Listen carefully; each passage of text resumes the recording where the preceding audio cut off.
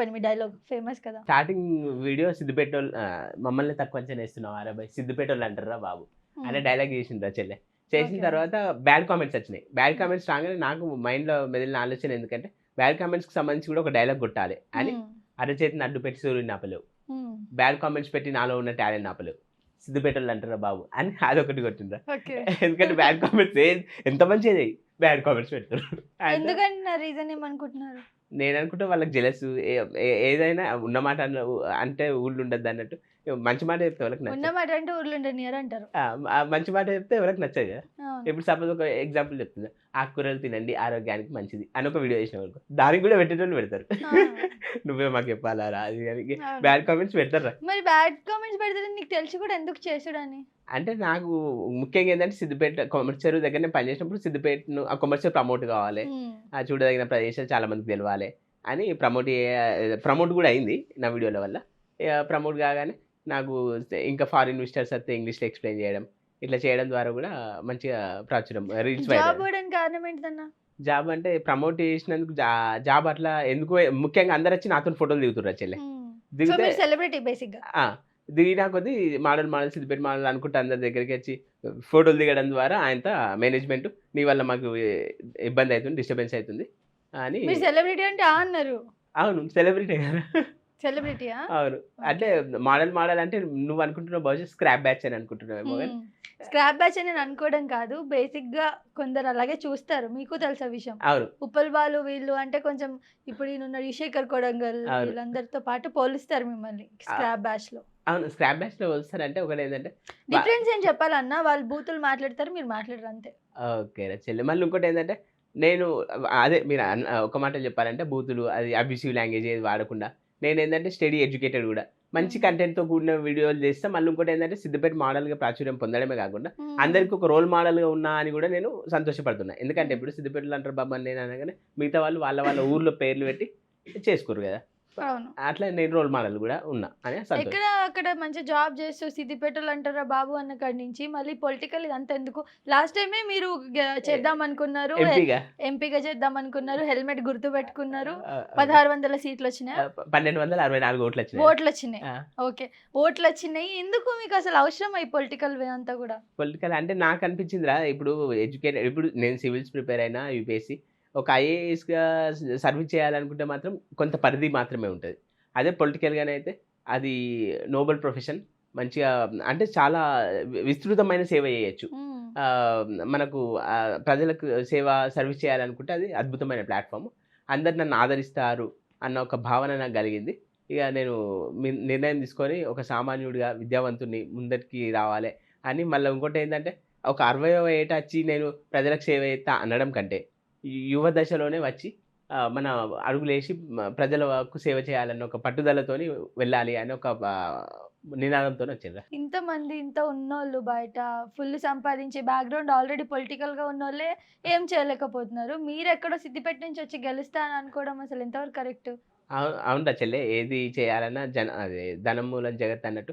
డబ్బులు ప్రచారం చేయాలన్నా డబ్బులు కావాలి, ఆ బ్యాక్గ్రౌండ్ ఉండాలి, డబ్బులు ఉండాలి, అదంతా కరెక్టే. కానీ నాకు ఫోటో ఒక పాంప్లెట్ కొట్టియాలన్నా డబ్బులు లేవు, నీ దగ్గర ఏం లేవు, నువ్వేం సేవ్ చేస్తావు అని కూడా కొందరు కామెంట్స్ పెడుతున్నారు. అయితే ఏంటంటే ఇప్పుడు మన అబ్దుల్ కలాం చూసుకున్నా, అబ్రహం లింకన్ చూసుకున్నా, బిఆర్ అంబేద్కర్ చూసుకున్నా, వీళ్ళంతా కూడా ఏంటంటే జీరో నుంచి స్టార్ట్ అయ్యి ఎన్నో సవాళ్ళను ఎదుర్కొని అట్లా అయ్యారు. వాళ్ళ ప్రభావం నా పైన ఉంది.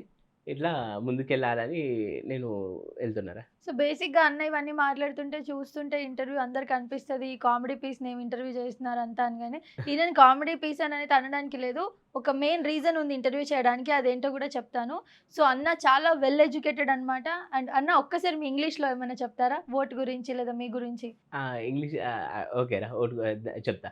My name is B. Venkatesh. I completed my post-graduation in MA English from Usmania University and I prepared for civil services.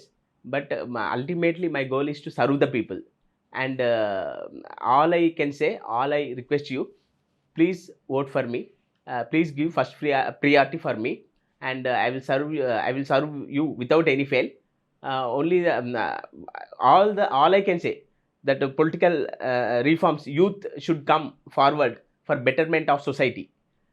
youth should play an important role to shape our society in a right dimension and to shape the future of our country.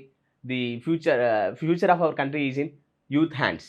The youth is only our wealth of our country. And present Revanth Reddy ఇలా పాలన గురించి ఇంగ్లీష్లో 2 words చెప్పేసేయండి. రేవంత్ రెడ్డి పాలన, Revanth Reddy government is doing wonderful job regarding providing employment to the students and giving notifications and recruiting the jobs. It is wonderful job and thank you to CM Revanth Reddy garu. Okay. So చూసారు కదా, అన్న English అయితే చాలా బాగుంటుంది. నాకు చాలా time నుంచి తెలుసు అన్న, లాస్ట్ 3 ఇయర్స్ నుంచి అనుకుంటా, 2 ఇయర్స్ నుంచి కదన్నా, 2 ఇయర్స్ నుంచి తెలుసు. ఇంగ్లీష్ బాగా మాట్లాడతారు. ఎప్పుడు ఆయన పొలిటికల్గా ఎంట్రీ ఇద్దామని ఏమన్నా ఒక కామెడీ పీస్లా చూస్తారు, కానీ బేసిక్గా ఇప్పుడు బరెలక్కని చూసుకున్నట్లయితే తనకి ఏ బ్యాక్గ్రౌండ్ లేకపోయినా ఏం లేకపోయినా తను వచ్చి నించొని పోటీ చేస్తే మాత్రం తనకు అంతమంది సపోర్ట్గా వెళ్ళారు. సో అందులో ఎంతో కొంత అన్న కూడా సపోర్ట్ రావాలని మనం కోరుకోవాలి. ఎందుకంటే బరెలక్కకి ఎలాంటి నాలెడ్జ్ లేదు, ఏం లేదని చెప్పి చాలామంది కామెంట్స్ పెట్టారు. తన బ్యాక్గ్రౌండ్, తన పాస్ట్ తీశారు. అన్న మాత్రం చాలా ఎడ్యుకేటెడ్ అనమాట. అండ్ అన్న సివిల్స్కి కూడా ప్రిపేర్ అయ్యారు కదా మీరు? అవును రా చెల్లె, అయితే సివిల్స్ కూడా ప్రిపేర్ అయిన బాలలత మేడం దగ్గర. మేడం మానవత దృక్పథంతో నాకు ఫ్రీ కోచింగ్ ఇచ్చి నాకు నా మెంటర్ మేడమే. అండ్ మేడం ప్రభావం కూడా నా పైన ఉంది. ఎందుకంటే అక్కడ ప్రిపేర్ అయినప్పుడు సివిల్స్కి సంబంధించిన చాలా సబ్జెక్ట్స్ నేర్చుకున్న, నాలెడ్జ్ సంపాదించిన. ఒక ఐఏఎస్గా మనం సర్వీస్ చేయాలంటే కొంత పరిధి మాత్రమే ఉంటుంది. ఇది పొలిటికల్గా ముందుకొస్తే అదొక నోబెల్ ప్రొఫెషన్, విస్తృతమైన సేవ చేయొచ్చు అన్న భావనలతోని, దృఢమైన సంకల్పంతో నేను ముందుకు వస్తున్నాను. పట్టభద్రులు అందరూ కూడా నన్ను ఆదరిస్తారన్న బలమైన నమ్మకం కూడా నాకు ఉంది చెల్లెమ్మ. ఓకే.